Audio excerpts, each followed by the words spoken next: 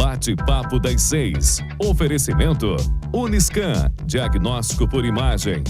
Rio Doce Radiologia. Unicor.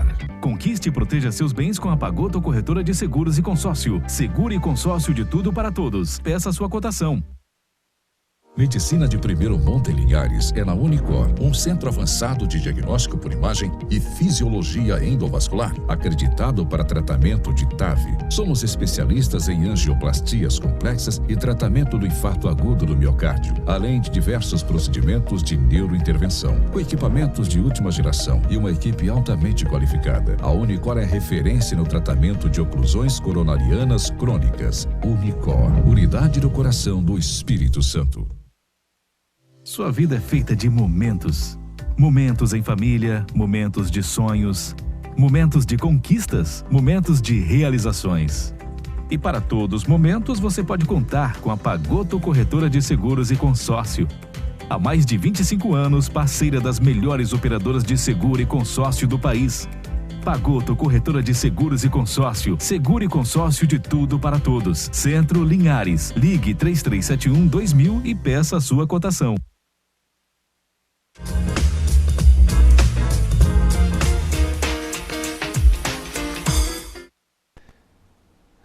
Olá, excelente noite para você, noite de sexta-feira, começando mais um Bate-Papo das 6 e é claro, sempre a sua participação é fundamental na TV Sim, canal do Espírito Santo 16.1, tá? E o WhatsApp já tá na tela, 996224547.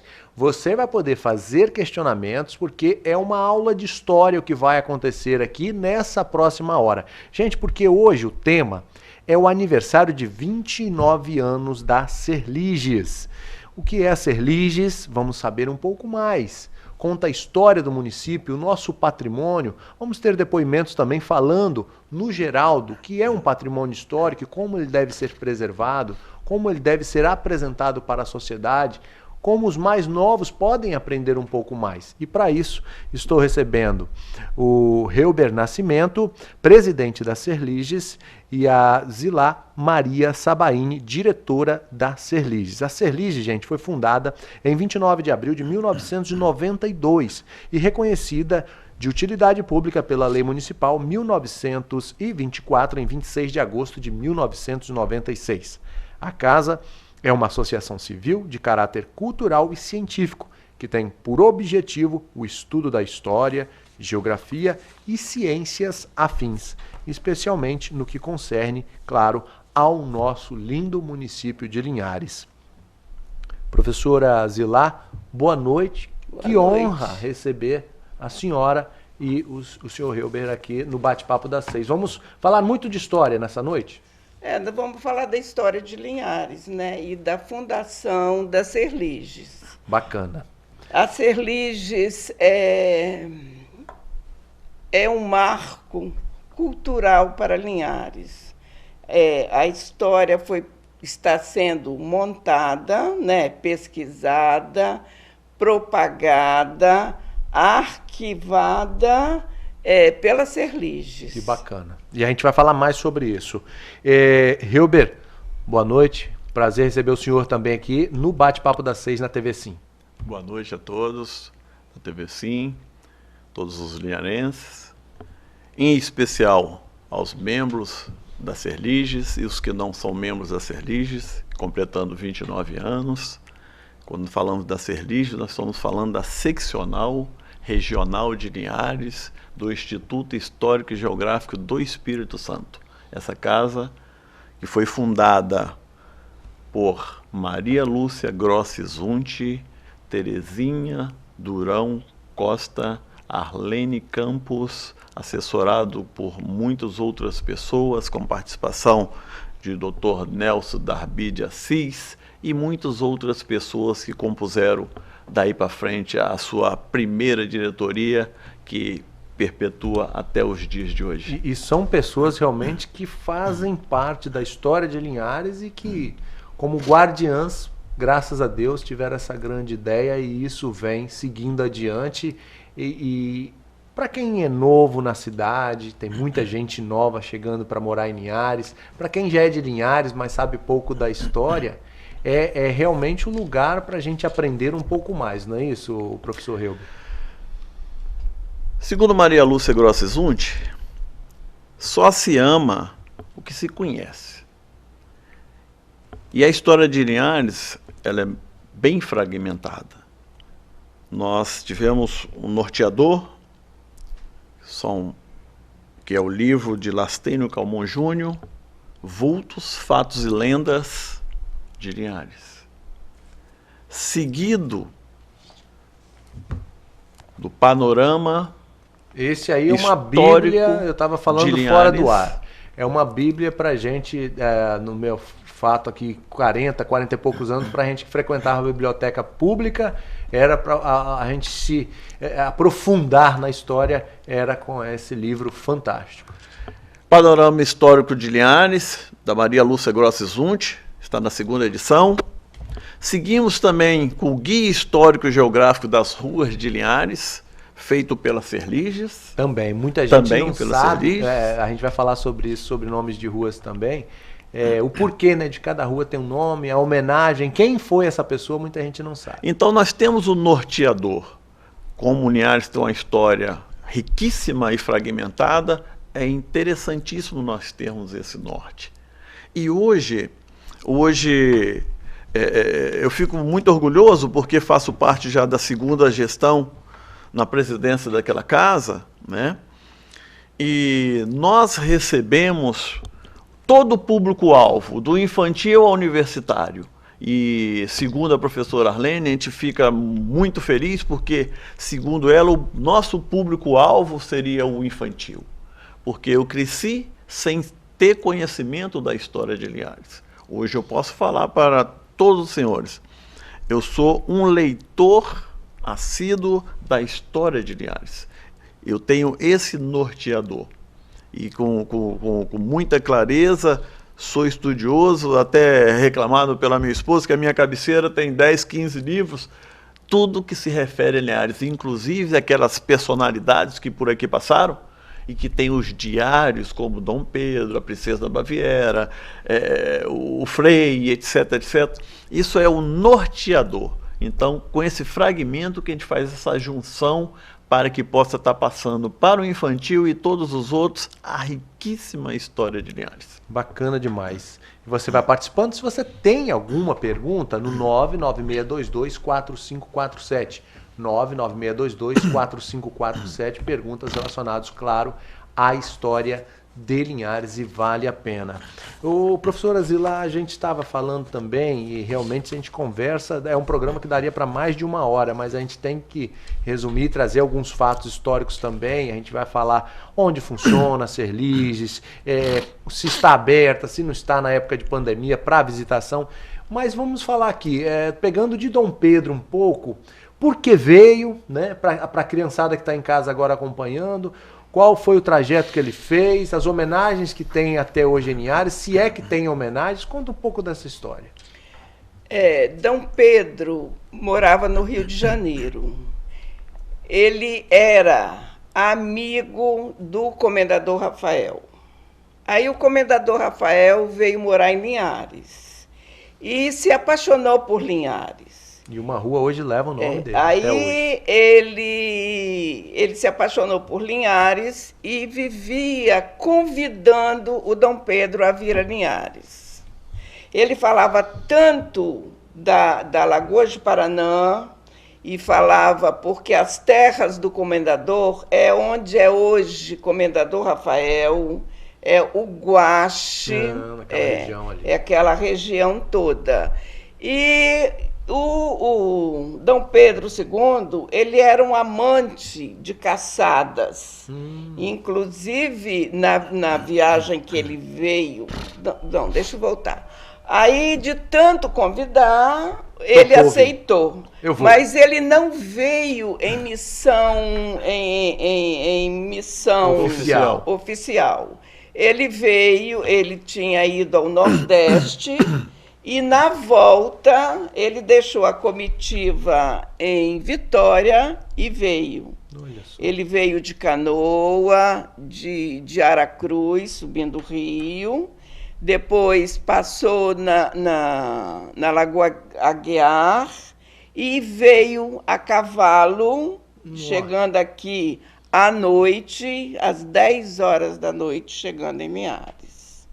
Ficou mais ou menos uns 6 dias, visitou a lagoa, se apaixonou e, na ida, inclusive, ele ia atirando nos pássaros, não sei se matou, se não matou, e ficou encantado com a lagoa. Então ele vem por um convite mesmo do comendador Rafael. E no diário ele deixou escrito todas as reentrâncias e saliências da Lagoa de Paraná. Ele foi pelo lado esquerdo e voltou pelo lado direito. Então ele conheceu toda a margem da Lagoa de Paraná. Que bacana. E depois também um dia ele foi até a entrada da Lagoa de Paranamirim, que é a Lagoa Nova. Sim. E voltou. E ele lá da Serliges, lá da Praça 22 de Agosto, ele olhando para o Rio Doce, ele disse assim: nenhum mais belo em se tratando do Rio Doce. Agora, eu tenho viajado por aí e quase todo lugar tem assim, Praça Dom Pedro II, Rua Dom Pedro II, ou um monumento importante, maior, ou uma casa. Agora, aqui em Linhares, não tem nada com o nome de Dom Pedro II. Um busto na ilha apenas. Não, tem na ilha uma placa. Uma placa, Eu tive uma vez. E perto da Serliges tem um busto bem no alto, que nem tem um nome e a leitura para a gente tem. Vocês da Serliges é que sabem só, porque a pessoa mesmo visitando a praça, ela não consegue. Não consegue, porque não tem a leitura, que é Dom Pedro. Então, são essas pequenas coisas que fazem falta. Realmente. São detalhes, são histórias que a gente vai contando. E outra coisa, o Dom Pedro foi patrono do Instituto Histórico e Geográfico do Rio de Janeiro, do Brasil. Quem fundou o Instituto no Rio foi a elite econômica e as pessoas ilustres.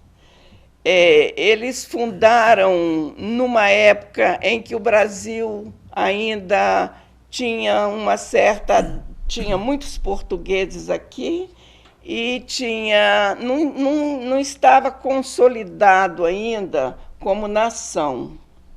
Isso foi em 1838. Nossa, muito tempo. Dom Pedro, nessa época, tinha 13 anos. Aí ele não fez parte, mas ele começou a frequentar e aí se apaixonou pelo Instituto, que era para consolidar a independência totalmente do Brasil de Portugal. Já era independente no papel, mas não estava consolidada. E aí, no ano seguinte, em 1939, ele já com 14 anos, eles já tinham decretado a maioridade dele, né? E aí ele foi o patrono do Instituto Histórico e Geográfico Brasileiro. Olha aí. E ele, frequentador assíduo, ele frequentou 509 reuniões do Instituto. Esse frequentava, além de ser o e patrono. É o responsável o Instituto Histórico e Geográfico Brasileiro foi que consolidou também a história do Brasil. Bacana. O Helber, a Serliges hoje está recebendo, está aberta para visitação em época de pandemia, a gente tem que fazer esse serviço também para a comunidade. Conta pra gente. E é claro, muita gente não sabe onde fica. Então, a Serliges está obedecendo a parte da pandemia, né? Nós estamos abertos, não para visitação, mas para consultas, pode ter um agendamento prévio para qualquer pesquisa, né? E ela permanece de segunda a sexta-feira. Entendeu? Eu gostaria de estar falando dos 29 anos Por favor. da Serliges. O Instituto Histórico Geográfico do Espírito Santo completou 105 anos, né? E hoje tem como presidente Dr. Getúlio Marcos Pereira Neves. E nessa ocasião, por incentivo do Dr. Renato Pacheco, que era o presidente do Instituto Geográfico do Espírito Santo, quero falar de Maria Lúcia Grosses Lund, que mesmo não sendo linharense, mas não mediu esforços para fundar a seccional de Linhares. Juntando com outras guerreiras na época, buscou apoio de Terezinha Durão Costa, Arlene Campos, e foram buscar apoio, ficaram encantada. Ela, como historiadora que é, e autora desse grande norteador, junto com essas guerreiras, buscaram também, junto ao Dr. Nelson Darby, que era juiz de direito, e o fórum, nessa ocasião, era na Praça 22 de Agosto. Se eu me lembro ainda do fórum lá. E lá o Dr. Nelson de Assis, ele cedeu uma sala para as primeiras reuniões, e assim foi feito. Foi angariado outras e outras e outras pessoas, porque a parte histórica, a parte do Instituto, que nós fazemos um trabalho voluntário, então a pessoa tem que gostar, né? O voluntariado, ele tem que ser diferenciado, porque ele faz porque ama. Se você não conhece, você não ama. E esse é o nosso lema. Eu gostaria de estar passando para a primeira composição que foi feito, da primeira composição da Serliges. A presidente foi Maria Lúcia Grosses Lund, a primeira presidente da casa. O vice-presidente Mário Calmon Holiday, secretário Arlene Campos, vice-secretário Gerson Sila Pestana, tesoureira Ataolpa Duarte Calmon Costa e diretor social Teni Almeida da Conceição. Dentre das coisas que a Serliges hoje interfere em tudo que diz respeito a Linhares. Nós temos, citando o exemplo, o desmembramento a fundação da cidade de Soretama, que naquela época ainda era Córrego d'Água, e nós tivemos uma participação gigantesca da Serliges, porque a Serliges, ela não concordava, e nós não concordávamos, e hoje nossa co-irmã Soretama, mas o nosso patrimônio, a nossa riqueza, a nossa floresta, isso não foi permitido pela Serliges e pela Sociedade de Linhares. Então, tanto é que a reserva da Vale, hoje reserva de Linhares, pertence a Linhares, embora passe de Soretama, mas ela pertence a Linhares.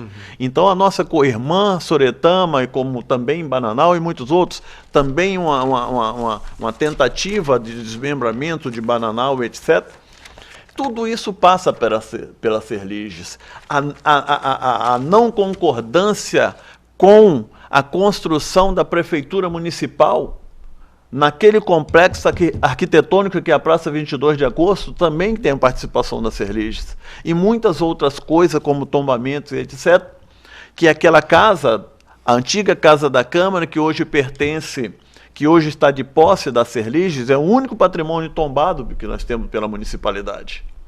Ela é tombada em todos os seus entornos. E hoje, de posse da Serliges. Eu estou falando de 1992, ainda o prefeito era Luiz Durão. Sim. Entendeu? E esse tombamento não pode ser feito nenhuma obra nas duas laterais e no fundo daquilo sem a permissão, sem a prévia consulta da sociedade através da Serliges.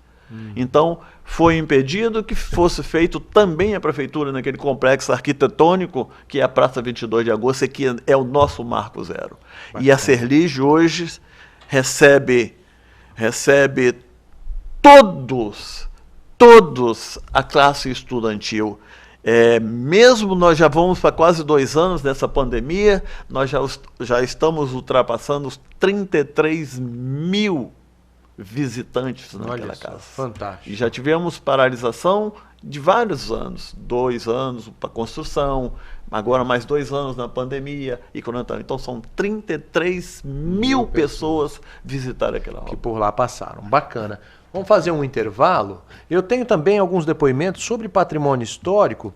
Doutora Eliane Lordelo, arquiteta doutora em patrimônio histórico. Ela fala, no geral, da importância do patrimônio histórico. A gente pode sair para o intervalo com essa fala, produção?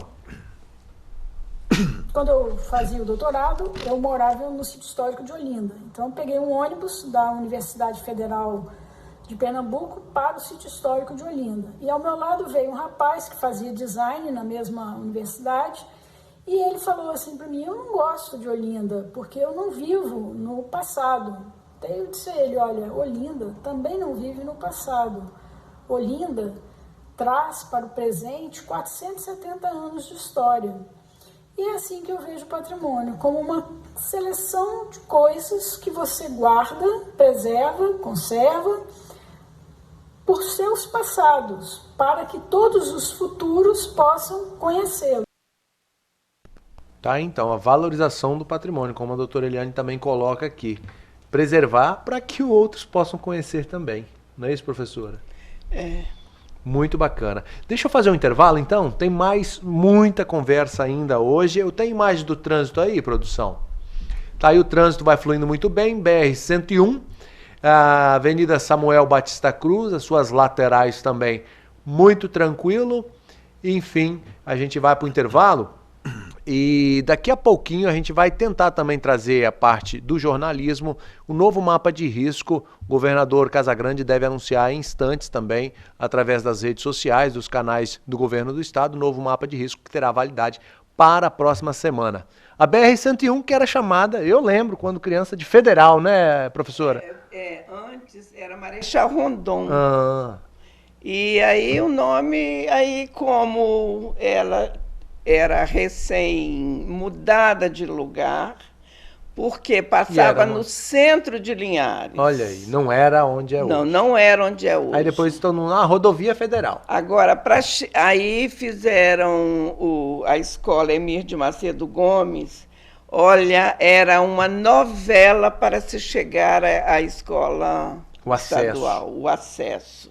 Nossa, eu que morava onde eu moro hoje, em cima do Carla Guedes, era trilhas. E como a Lagoa dos Patos estavam secando, então era trilhas que dependiam das chuvas. A Lagoa dos Patos, a gente só para se localizar, para fazer o intervalo, senão a gente não faz o intervalo, na região da Rufino de Carvalho, ali, ou eu estou errado?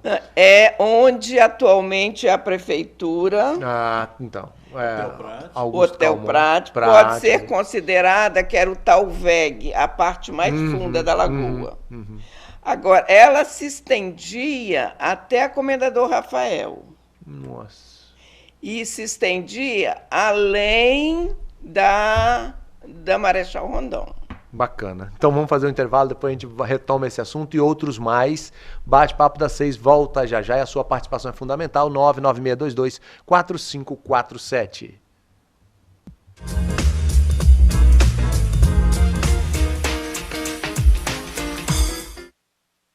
Faça sua ressonância magnética cardíaca na Uniscan, equipamento de última geração 100% digital. Aqui você tem a opção de fazer os exames de ressonância com sedação. Agende seus exames pelo 2103-5000 Uniscan.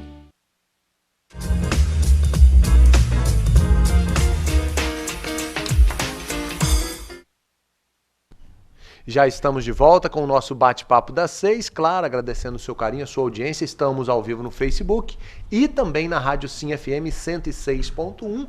E é claro, obrigado você pelo carinho, pela carona, você que está voltando para casa agora, depois de mais um dia de trabalho, ouvindo a 106.1.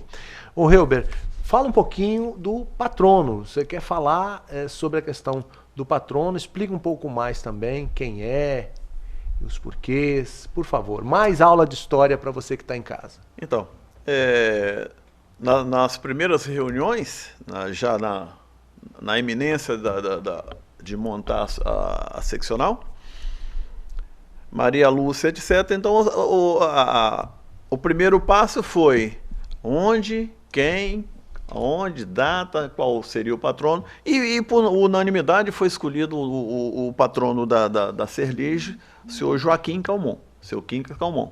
Ele é o patrono da Serliges. E dentro dessas reuniões foi focado para que fosse feita a primeira reunião exatamente no dia 29 de abril, porque é a data do aniversário do seu Joaquim Calmon. Tá. Então, a data do aniversário do seu Joaquim Calmon, 29 de abril, que é a mesma data da Serliges. Então, falando de Joaquim Calmon, nós estamos falando dos mais visionários linharenses que Linhares já teve. Então, na sua gestão como prefeito de Linhares, que foi inaugurado a Ponte Presidente Vargas, e com eminência de angariar recurso também para as outras obras, como a Ponte Antônio Palheiros, que liga Linhares ao Noroeste, que é a Ponte de Ribananal. E nós estamos falando nos 100 anos de Linhares, que ela era exclusivamente voltado para a extração de madeira. Sim. Então, todas as nossas madeiras nobres, jacarandá, peróbica, jequitibá, etc., não ficamos só com aquele jequitibá na beira da BR-101, né? As pessoas eram atraídas para vir para cá pela exploração, né? E após a inauguração da Ponte Presidente Vargas, em 1954, foi que Linhares, ao interligar o Brasil de norte a sul, e Linhares a ser interligado a todas as regiões, o impulso de Linhares veio dali. Aí Linhares impulsionou. Ela teve 100 anos para trás, inclusive com o desmembramento, a perda da municipalidade para Colatina, que toda essa região pertencia a Linhares, da Foz, do Rio Doce, até a divisa com Baixo Guandu, tudo pertencia a Linhares. Como era tudo muito difícil, transporte, a travessia, o Rio Doce bastante problemático, para você ir para Colatina e etc, para a Regência era tudo de canoa, de balsa, etc. E com o desenvolvimento, com a chegada, a montagem da vila, foi fundando Colatina, a chegada do café, a chegada da linha férrea, então aquela região teve um desenvolvimento maior, tornando-se vila até que Linhares passou a pertencer a Colatina.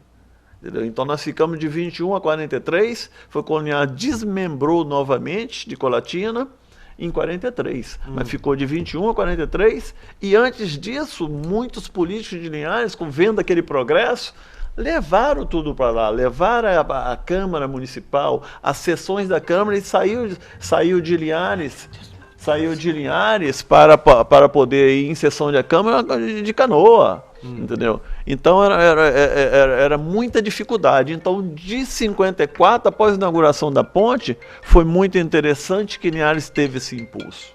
Agora, a ponte, então, é um verdadeiro divisor de águas, literalmente falando, né, Helber? A ponte é o divisor de águas. E Linhares, nós temos duas vertentes. Nós temos o cacau. Por que Linhares voltou a desmembragem de Colatina, porque ela teve a impulsão, ela teve a impulso. Eu sempre digo e sempre falo que Linhares é um subproduto do cacau. Através do desenvolvimento da lavoura cacaueira, que Linhares impulsionou novamente e teve condição de separar de Colatina. Aí já, nós estamos falando de 17 para cá, não, completamos o centenário do cacau, já com vários problemas passados, e hoje já com cacau híbrido, com nova tecnologia, com grandes fábricas de estudos, chocolate pequenas, mas já temos. Então, Linhares deve muito ao cacau. Linhares deve todo esse progresso, não só Linhares, como o norte e noroeste do estado e a ligação ao Brasil, esse crescimento que Linhares teve a partir da ponte Presidente Vargas. Agora, então, um personagem histórico, querendo ou não, é a família Calmon, a partir do seu Joaquim. Eles chegam aqui, ele chega com a família em que ano? E aqui praticamente era um latifúndio de terra. Se eu tiver errado, por favor, me corrijam, mas era uma grande terra e você ia tendo uma ocupação, né, como vocês vêm trazendo na história. E é uma das primeiras famílias a chegarem enquanto o registro histórico, ou eu estou enganado? Pode falar, eu completo. A família Calmon veio a Linhares de Anchieta, e a família é originária da Bahia, em 1809. Nossa.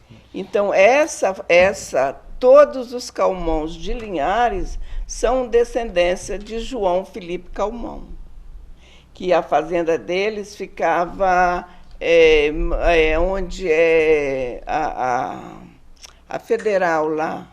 Em Capé hoje, que é a estação experimental. Naquela depois da ponte. Então, e naquela época ninguém queria vir a Linhares morar. Então, eram dadas terras e as pessoas, então, que ficaram aqui e foram adquirindo os descendentes. Tanto é que aqui em Linhares, a família Calmon detinha todas grandes propriedades. E isso foi um motivo de impedir o desenvolvimento de Linhares. Agora, Linhares teve um boom depois da ponte, e porque as terras do seu Quincas, né, do seu Joaquim Calmon, que a gente chamava de Quincas. Ele dividiu as terras dele em lotes, inclusive os lotes que meu pai comprou, que eu vim morar aqui em 1956. Meu pai comprou lotes do seu Quincas, diretamente. E aí, com a ponte, né, veio o progresso e a italianada, né, que o seu Joaquim Calmon acreditava muito, porque eles trabalhavam na lavoura cafeeira em Rio Bananal, que pertencia a Linhares, e então Linhares desenvolveu. Linhares não teve uma decadência econômica. Tudo foi consequência. A madeira, aí o gado, o cacau intermediário, né? Primeiro o cacau, né?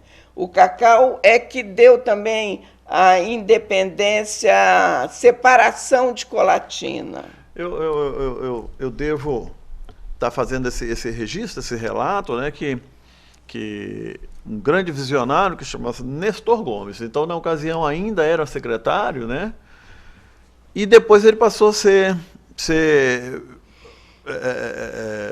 presidente da comarca, do estado, do Espírito Santo. E ele cedia glebas de terra a pequenos agricultores, inclusive levava para a Bahia para fazer capacitação, como para ter o manejo do cacau naquela época.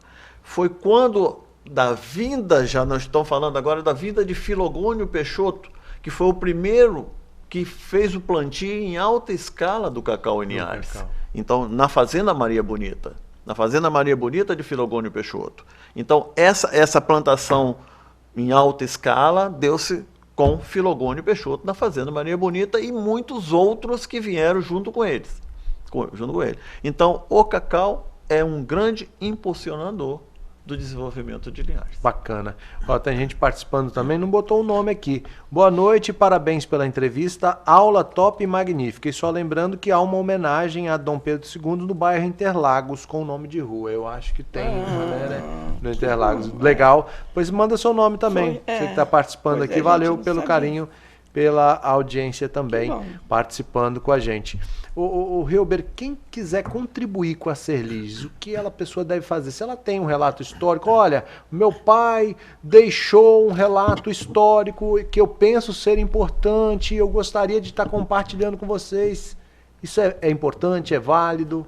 Nós estamos almejando e buscando, através de projetos, né, que a Serlige ela não tem dotação financeira. Ela é mantida pela municipalidade, alguns funcionários, o local, água, luz, telefone, etc. Né? Mas são muitas coisas. Hoje nós temos registros ainda no acervo estadual para que a gente busque esse registro, para que compunha o nosso acervo. Né? Nós precisamos fazer toda a digitalização do nosso acervo, nós precisamos de dotar a casa com computadores novos, para que facilite mais, para que a gente não fique fora do mundo digital. Claro. Hoje não se vive mais. Uma casa dessa ela não pode ficar presa dentro daquela casa. Uma internet de qualidade. Exatamente. Então ela tem que sair dali. Entendeu? Então foi o que nós tentamos fazer anteriormente, era buscar, levamos os alunos ali para dentro, nós vamos nas escolas, incansavelmente, qualquer escola, qualquer ocasião e qualquer assunto. E agora nós precisamos da mídia digital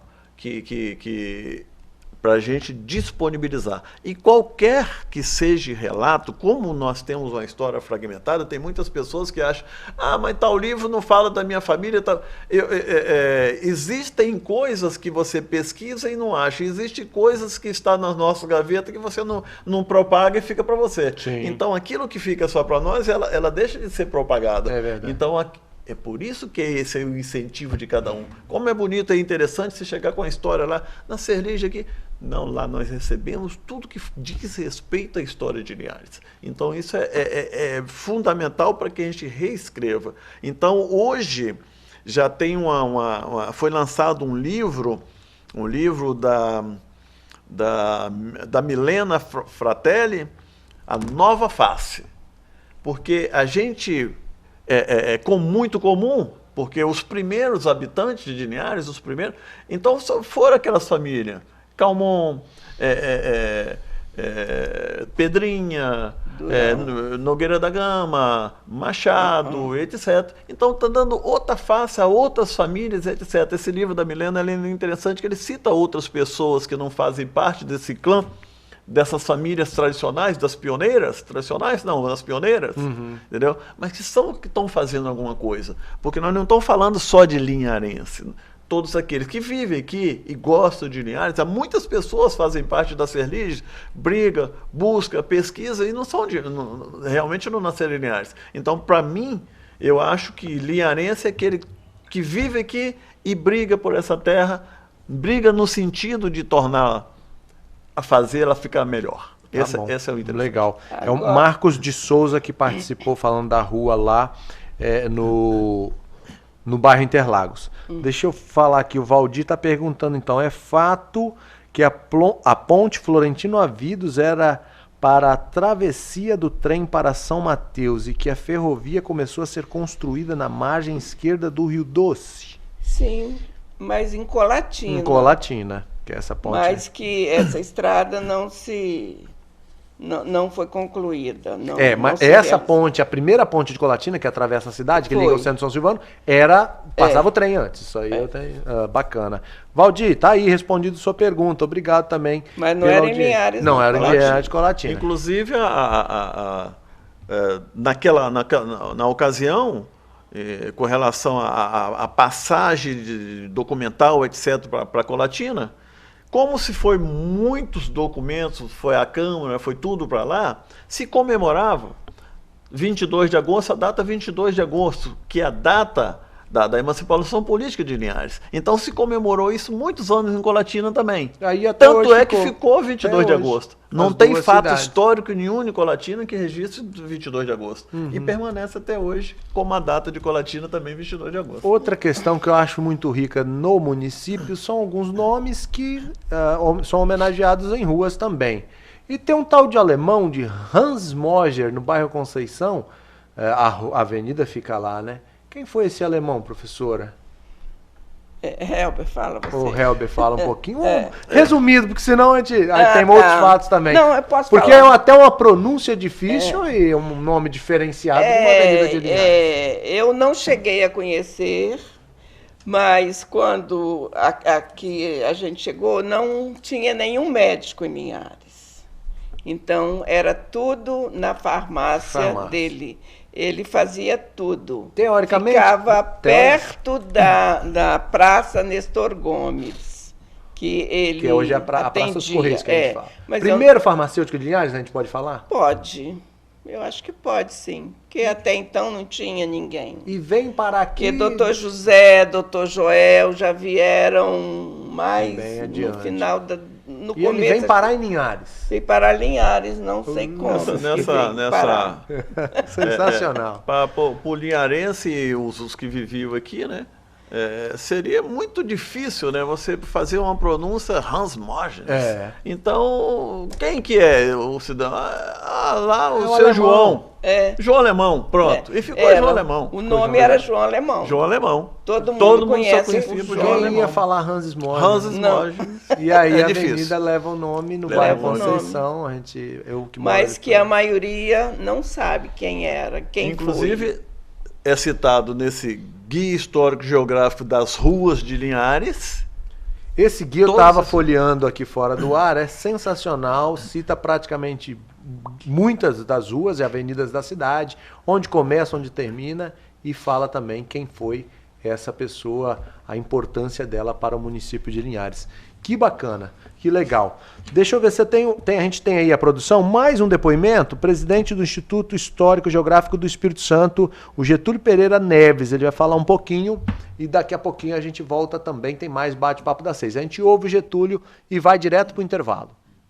Patrimônio histórico é a soma de realizações, de fatos, de acontecimentos, foi construído pela nossa sociedade que nos fez chegar até aqui.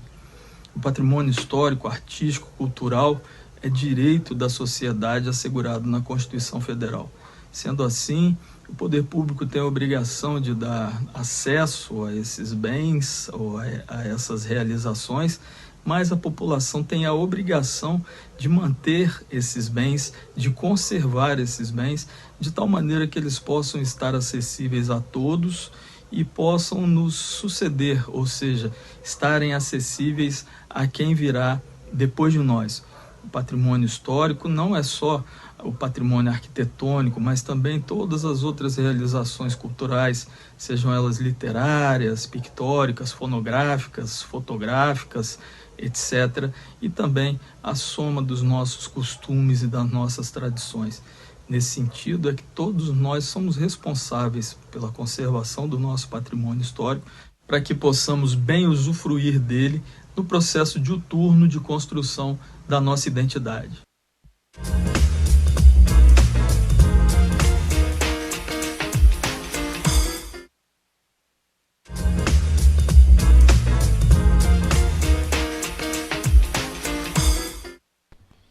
Já estamos de volta com o nosso bate-papo das 6, também na Rádio Sim FM. Lembrando para você, a reprise acontece no domingo à tarde dos programas durante essa semana, tá certo? Bate-papo das 6 reprisado neste domingo, e você acompanha também na nossa TV Sim.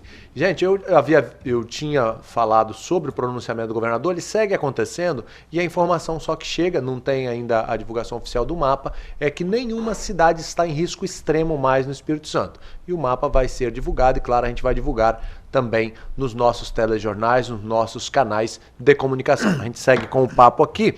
O Helber queria falar um pouco agora, voltando a falar dos 29 anos da Serliges aqui de Linhares, do patrimônio de Linhares. Fala um pouquinho, Helber.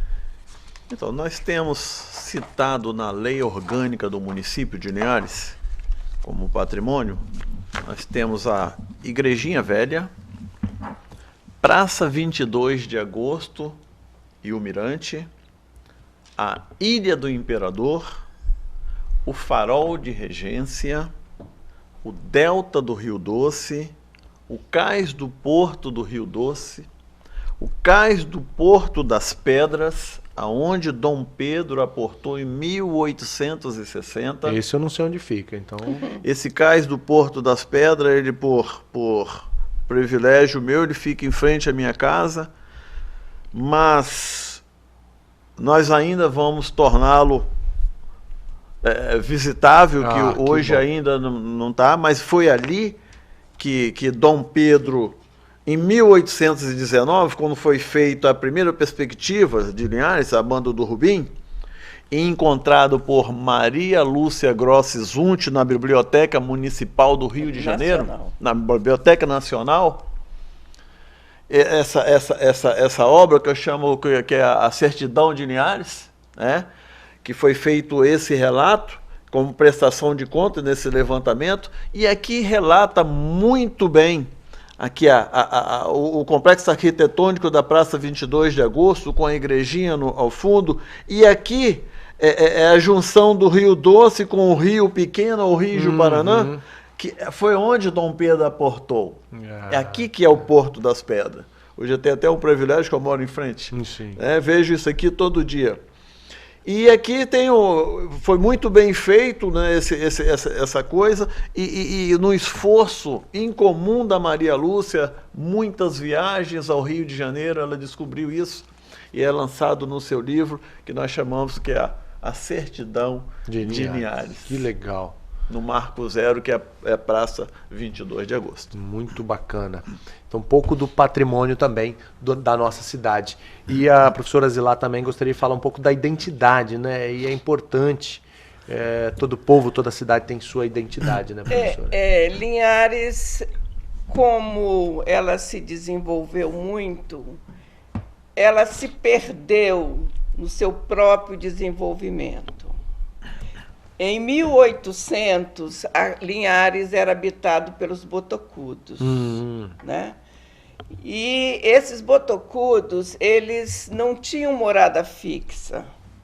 Então, eles nada deixaram para que a gente pudesse saber, né?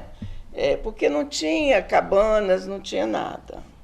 Depois, as pessoas que vieram a Linhares vieram para proteger o Rio Doce dos botocudos, né, para que pudesse chegar a Minas Gerais. E daí por diante ficou uma época bem sem ser habitado, porque aqui tinha muitas doenças, né?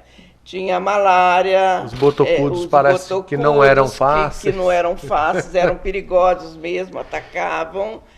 E depois que começou a se desenvolver foi com o cacau, já na década, foi uma década perdida, né? E então, no século XX, né, que começou a desenvolver com cacau, depois veio a madeira, aí a madeira terminou, tinham derrubado as matas, aí veio o café, veio o gado, o café, né, quase que na mesma época, o petróleo. E Linhares, eu acho que é uma das cidades do Brasil que mais se desenvolveu. Então, veio gente de tudo quanto é canto. Então, não tem uma identidade. E tem muita gente que vem a Linhares com muita sede ao pote. Ela vem querendo logo ficar rica. Não vem com o intuito só de trabalhar, né? Porque aqui parece que é a terra prometida. Então, não é bem isso, né? Tem muito trabalho por trás disso. Então, cresceu muito, né? E não tem uma identidade, uma identidade polivalente. Sim. o crescimento e o nascimento de Linhares, a gente vê que foi uma das últimas cidades a nascer no norte, né? Nós temos São Mateus, 1544, 1566 já era São Mateus. Aracruz, Vila Velha, 1535, etc. E Linhares, 1800. Essa dificuldade, isso tinha um porquê. Era proibido qualquer movimentação ao longo do Rio Doce, porque a coroa portuguesa ela tinha receio que houvesse qualquer contrabando de ouro e pedras preciosas das Minas Gerais. E aí, com a escassez, eu estou falando já no século XIX para cima, do ouro e pedras preciosas, então ficou essa região do Espírito Santo uma região pobre. Ninguém mexe ali que se tiver a ouro da coroa. Aí foram buscar a abertura, aí tinha vários problemas. Nós tínhamos o Rio Doce, a foz do Rio Doce Bravia, o Rio Doce bastante... para você adentrar aquela foz, tinha a parte dos botocudos, mas nós estamos falando em 1800. Quase inadmissível, né, que de 1500 a 1800, 300 anos após, ainda a gente tivesse que estar montando quartéis para dar proteção para que as pessoas habitassem, etc., e fazendo alguma coisa, ou no máximo espantando os indígenas dessa região, que eram os donos da terra naquela. Então deveria ter sido feito uma coisa melhorada, e o que não foi. A gente sabe muito bem, a história às vezes nos conta um pouco distorcida, mas foi essa a razão porque Linhares foi um dos últimos municípios a nascer nessa região do norte. Muito bem explicado. Gente, o tempo está esgotado, infelizmente. Foi uma aula, Serliges, 29 anos, que cuida da nossa história, do nosso patrimônio. E, claro, a gente aprendeu muito nesta hora que estivemos juntos aqui no Bate-Papo das 6. Hilber Nascimento, obrigado mais uma vez por abrilhantar o programa e trazer tanta história para a gente. Obrigado e boa noite, bom final de semana. Com muita honra, novamente, essa emissora que tem crescido bastante junto com Linhares. E Linhares hoje, eu sempre falo, Linhares de Roberto Calmon, Agüerino Zanon. Quem conheceu e conhece, eu gostaria de deixar para todos aqueles que não conhecem Linhares, que é a frase de Gláucia Lígia Rabelo Leal. Conhecer Linhares é contemplar belezas e respirar progresso. Boa noite. Bacana. Professora Zilá Maria Sabaini, obrigado mais uma vez pela aula também e volte sempre em outras oportunidades. Certo. Obrigada. Tá certo, então. Tá.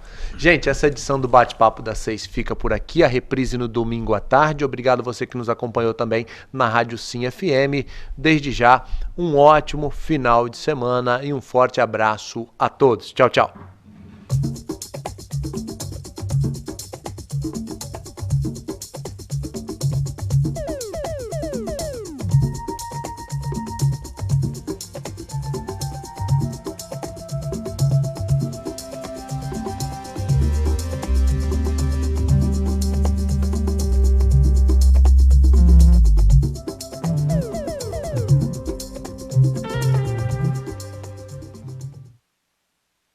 Bate-Papo das 6. Oferecimento Uniscan, diagnóstico por imagem. Rio Doce Radiologia. Unicor.